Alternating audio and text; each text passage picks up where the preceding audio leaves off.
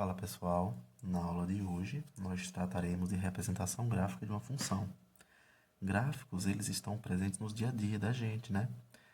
Eles servem para a gente visualizar o consumo de luz da internet e mais recentemente a gente vem acompanhando a evolução dos casos de coronavírus no Brasil e no mundo através de um gráfico. Do mesmo modo, em funções, nós utilizaremos essa ferramenta para nos auxiliar em entender o que um gráfico representa, fazendo a sua análise gráfica, observando o crescimento e decrescimento e os possíveis estudos dos sinais. O dilema de uns alunos que são obrigados em provas a analisarem gráficos para saber se é função ou não, só basta eles lembrarem de uma única coisa. Na definição de função, ela nos diz que é função toda situação em que, para cada elemento do domínio, só tem uma imagem correspondente. Ou seja, para cada elemento daqui, do meu conjunto domínio, eu só vou ter um elemento correspondente para o lado de cá. Um e somente um. Mas como é que eu faço isso em um gráfico? Muitas vezes, em algumas questões, os gráficos aparecem até sem valores numéricos. Então, o que é que a gente faz? Para a gente trabalhar com esse tipo de questão, a gente traça uma reta perpendicular em relação ao eixo da abscissa, ou seja, ao eixo X, ao eixo onde se encontram os valores do domínio, e observar se quando eu passar essa reta perpendicular, eu vou ver quantas vezes ele toca essa reta. Se tocar mais de uma vez, não é função. Se tocar uma única vez, é função. Observemos aqui. Então, a definição fala que para cada elemento do domínio, eu tenho uma imagem correspondente. Então, a gente passa aqui uma reta perpendicular em relação ao eixo X. Vou fazer a mesma coisa com esse segundo gráfico. Vou fazer a mesma coisa, ó. E vou fazer a mesma coisa aqui no terceiro gráfico. E a gente já começa a analisar para saber quais deles aqui são funções. Então, o nosso primeiro gráfico, se você parar para analisar, ele tocou essa reta que a gente passou perpendicular, que ela vai ser uma reta que você vai passar para fazer essa análise, ou seja, ela é perpendicular ao eixo X, lembrando mais uma vez. Então, eu vou contar quantas vezes ela tocou essa reta do gráfico, que é a reta em vermelho. Então, ela tocou uma única vez. Olha, ela está atendendo o que a definição de função nos diz. Para cada elemento do domínio, só tem uma imagem correspondente.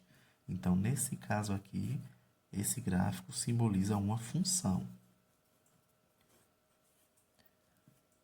Olhando esse outro gráfico aqui, ó, vamos perceber quantas vezes essa reta que a gente passou perpendicular, ou seja, formando 90 graus em relação ao eixo das abscissas, ou eixo X, o eixo horizontal. Então, olhando aqui, ó, também tocou uma única vez.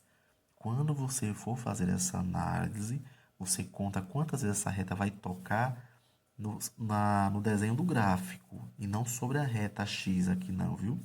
A mesma coisa aqui, ó. Vocês observem que eu contei aqui, ó, onde eles se encontraram. Eu não contei aqui, quando toca em X. Eu conto quantas vezes essa reta que eu passei toca na reta do gráfico. E analisando o nosso próximo gráfico aqui, ó. Opa, voltando aqui. Nesse caso aqui é uma função. Eu estava até esquecendo. E nesse terceiro gráfico aqui, eu observo que quando eu passei essa reta, ela tocou nesse ponto e nesse ponto aqui, ao mesmo tempo. Então, nesse caso aqui, acabo descaracterizando o conceito de função. Então, esse gráfico aqui não é função, ele não representa uma função, ok? Então, o que seria lei de formação? A lei de formação é basicamente uma fórmula matemática que define como tal função deve ser apresentada. Gostaria de frisar também que nós estamos utilizando como referência uma função polinomial de primeiro grau, também conhecida como função afim. Lembrando que lá mais para frente nós trabalharemos também com a função quadrática, que é uma função polinomial do segundo grau. Então, como é que a gente vai entender o comportamento dessa função, desse modelo de função que a gente está utilizando como base aqui para a nossa aula? O que é que você faz? Para você determinar os valores da imagem, você constrói essa tabela aqui, que vai facilitar muito sua vida. Então, você faz o quê? Uma coluna. Nessa coluna aqui de X, você vai fazer, atribuir valores a x, todos os valores pertencentes ao conjunto dos reais. Na coluna do meio vão ser os resultados que você achou quando você foi pegando esses valores que você atribuiu a x e substituindo aqui na função. Então, você, consequentemente, está achando os valores de y. E depois, aqui desse lado, caso você queira, criar essa coluna aqui também, para você deixar mais arrumadinho os pares ordenados. Depois que a gente montar os pares ordenados, a gente vai montar o gráfico para saber como é que esse gráfico se comporta, como é que ele está se apresentando em relação a essa função. Então, a gente faz o seguinte, sai atribuindo valores a x. Quais valores, professor? Não é arbitrário também, você é livre, você coloca os valores que você quer. Mas também não pode ser uma coisa assim muito largada, entendeu? Não achar arbitrário, eu vou colocar um 0, um menos 20, um 40, não. Geralmente a gente trabalha com os valores mais próximos. Então aqui eu posso colocar, para começar, o menos 2, menos 1, 0, 1 e 2. Esses foram os valores que eu quis para poder substituir dentro da função. Então, lembrando, os valores de x que eu estou atribuindo aqui são os elementos do domínio que eu atribuí. Se você quisesse colocar aqui só três números, menos 1, 0 e 1, aí poderia também. Se eu quisesse colocar só menos 2, 0 e 2, poderia. É bom sempre esses valores assim, opostos, que o gráfico fica mais simétrico, fica mais arrumadinho. Apesar que isso não vai influenciar tanto, como é um gráfico que ele é linear, não vai interferir tanto na sua estrutura. Mas vai ficar mais arrumadinho, eu acredito que assim fica melhor. Então, o que é que você vai fazer agora? Vamos determinar o valor das imagens. Como é que eu determino o valor das imagens ou de y? Eu vou pegar os valores que eu atribuí a x e vou substituir aqui e resolver. Então, veja bem, vai ficar y igual a 4 vezes o valor de x. Quem é o valor de x? Menos 2. Então, vai ficar 4 vezes menos 2, menos 2. 4 vezes menos 2 dá menos 8. Menos 8 com menos 2, menos 10. 4 vezes menos 1, agora x vale menos 1, menos 2. 4 vezes menos 1, menos 4, menos 2, menos 6. O próximo, 4 vezes 0, menos 2, vai ser 4 vezes 0, 0, menos 2, menos 2. Próximo, 4 vezes 1, menos 2. 4 vezes 1 é 4, menos 2, 2. 4 vezes 2, menos 2. 4 vezes 2, 8, menos 2, 6. Pronto. Então, quais são os pares ordenados que eu montei? Para montar os pares ordenados, eu vou pegar os valores de x e os valores de y. Então, os valores que aqui nesse caso, quando x vale menos 2, y vale menos 10. Quando x vale menos 1, y vale menos 6. Quando x vale 0, y vale menos 2. Quando x vale 1, y vale 2. Quando x vale 2, y vai valer 6. Então, tá aqui. O que é que a gente vai fazer agora? A gente vai pegar esses pares ordenados e vai montar o gráfico. Então, a gente vai fazer o quê?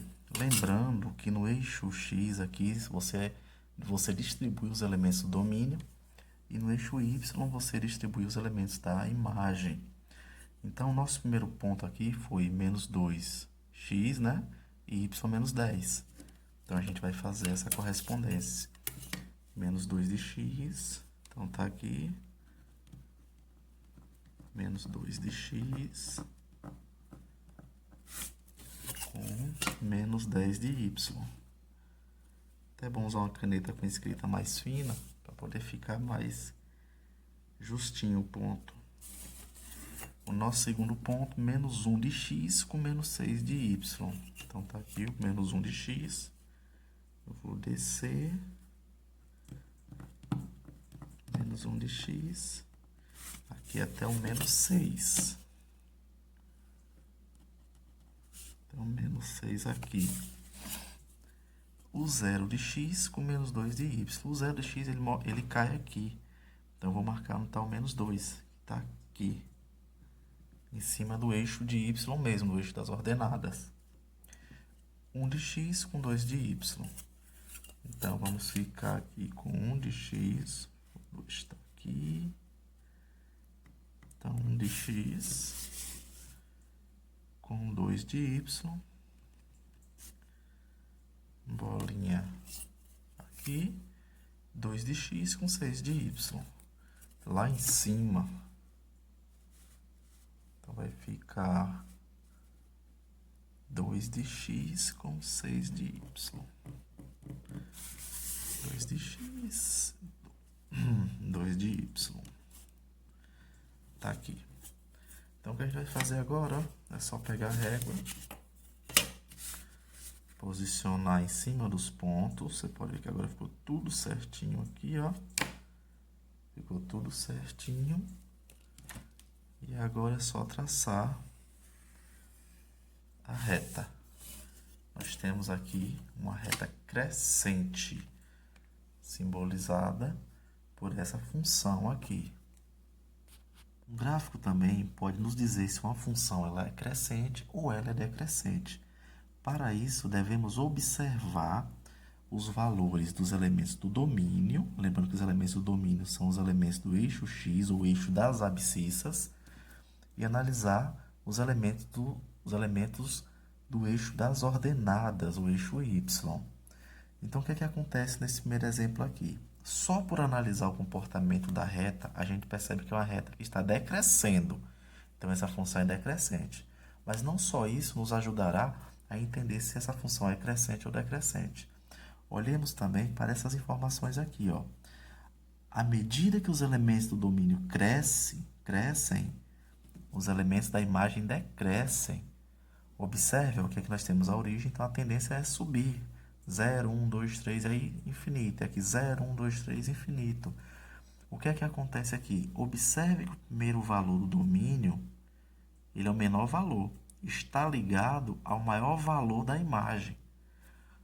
O segundo valor do domínio, que ele acaba sendo maior que o primeiro valor do domínio, está ligado ao segundo valor da imagem, que acaba sendo menor que esse aqui. Então, voltando, em uma função decrescente, à medida que os elementos do domínio crescem, os elementos da imagem decrescem. Já nesse segundo exemplo aqui, a gente tem o quê? Analisando pela inclinação da reta, a gente percebe que ela tem uma reta crescente. Mas, de um modo geral, que é aplicado a toda e qualquer função, observe que à medida que os elementos do domínio crescem, os elementos da imagem também crescem. Então, quer dizer, ó, o primeiro elemento do domínio ligado ao primeiro elemento da imagem. Logo o primeiro aqui. O segundo elemento do domínio ligado ao segundo elemento da imagem. Então, voltando. Na primeira situação, que minha função aqui é decrescente, nesse caso aqui eu tenho uma função decrescente. À medida que os elementos do domínio crescem, os da imagem decrescem. Nesse exemplo aqui, à medida que os elementos do domínio crescem, os elementos de x crescem, os elementos da imagem ou de y crescem também. Então, aqui é uma função crescente. Bora analisar aqui um exemplo, como a gente pode tirar essas informações de um gráfico. Nós temos aqui um gráfico formado por vários segmentos de retas, e cada intervalo desse nos dá uma informação se a função ela é constante, se ela é decrescente ou se ela é crescente. Observe que só esse trecho aqui, ó, a função ela está paralela ao eixo x. Nesse tipo de situação, e que nós estudaremos mais lá para frente, chamada de função constante. Então, quer dizer, entre 3 e 5, a minha função é constante. Então, só basta eu dizer aqui, ó, x é maior que menos 5 e menor que menos 3. Ou seja, nesse intervalo aqui, a minha função ela é constante. Constante. Agora, ó, desse ponto para cá, ó, o meu gráfico decresce. Então, observe ó, que é desse ponto aqui de menos 3 ao menos 2, tá ligado? Nesse pontinho aqui, ó. Então, quer dizer que de menos 3, então eu posso dizer que x é maior que menos 3 e menor que menos 2. Então, a minha função decresce. Decresce. Chegou nesse ponto aqui, a gente chama de que ele está invertendo o sinal. O que é que acontece? Chegou nesse ponto aqui, do menos 2 para cá, a minha função cresce.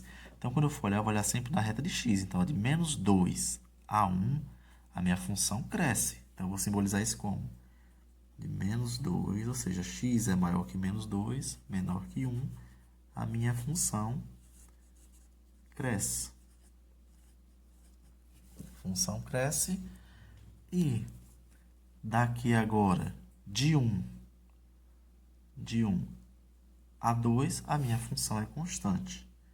Então, de 1, x maior que 1, menor que 2, a minha função ela vai ser constante. E de 2 em diante, ela começa até a decrescer. Não precisa nem a gente colocar isso. Então, é assim que a análise que a gente faz no estudo para dizer quando a função é decrescente ou decrescente. A gente vai tratar agora dos zeros da função. O que seria os zeros da função? Os zeros da função é o valor de x que anula uma função. Ou seja, é o valor que quando substituído aqui na incógnita, ele vai zerar toda essa função aqui. Vai dar zero isso aqui. Dá zero. Como é que a gente acha esse zero da função? O zero da função, para quem não está entendendo o que é o que a gente chama de raiz de uma função. Ok? E graficamente vai ser o ponto onde o gráfico corta no eixo x. Lembrando que aqui é o eixo y, o eixo das ordenadas, é o eixo onde você encontra as imagens, e aqui é o eixo x, o eixo das abscissas, onde você coloca os valores do domínio. Então, como é que eu acho o valor dessa raiz? Então, eu falo que f de x aqui, ó, f de x, que é o mesmo isso, é igual a zero. Então, no lugar de f de x, eu coloco zero. Então, fica 0, que é igual a 2x menos 10. Eu vou inverter os dois membros automaticamente. Então, vai ficar 2x menos 10 igual a zero. Então, 2x é igual a 10. X é igual a 10 dividido por 2. Então, x vai ser igual a 5. Então, ó, esse daqui é o nosso zero da função. Presta atenção, se eu pegar esse 5 e jogar aqui no lugar de x, vai ficar 2 vezes 5, 10. 10 menos 10 dá zero. Tá aí o porquê chama de zero da função. Eu vou dar outra informação interessante, que isso ainda é coisa do próximo bloco, assunto do próximo bloco. Cada termo desse aqui tem um nome. Esse é coeficiente angular, esse é coeficiente linear. Essa pessoa também é chamada de taxa de variação, mas isso é para um assunto mais lá para frente. O que é que vai acontecer? Esse x aqui valendo 5, ele vai ser o local onde a reta passa x. Então, está aqui, 5. E o menos 10 aqui é onde a reta passa em y. Então, quando você for construir só um gráfico, se você quiser construir um gráfico sem ter que atribuir muitos valores, como a gente fez no início da aula, só precisa você fazer isso aqui. Porque aqui dentro aqui eu tenho vários intervalos aqui, vários pontos aqui dentro, mas só me interessa saber onde a reta toca no eixo x. Para isso eu calculo a raiz. E para saber onde toca em y, o ponto que toca em y, basta olhar aqui na função. Menos 10, chamada coeficiente linear, e ele me dá já essa informação automaticamente.